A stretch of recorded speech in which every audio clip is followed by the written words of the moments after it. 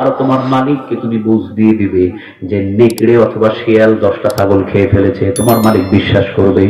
এবার এই রাখাল বলছেন, শোনেন, আমি আমার মালিককে না হয় শিয়ালের কথা বলে বিশ্বাস করালাম, কিন্তু ওই মালিককে কে বিশ্বাস করাবে? সুবহানাল্লাহ বলবেন না? ওই মালিককে কে বিশ্বাস করবে? ওই মালিককে তো বিশ্বাস করানোর পৃথিবীর কারো ক্ষমতা নাই, ঠিক না? ঠিক।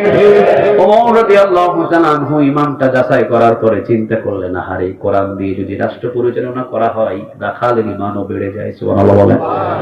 চলে গেলেন ওমর গিয়ে ওমর রাদিয়াল্লাহু তাআলা আনহুকে এবার পিছন থেকে এই রাখালটা ডাক দিয়ে বলছেন, একটু সামনে আসেন। সামনে আসলেন।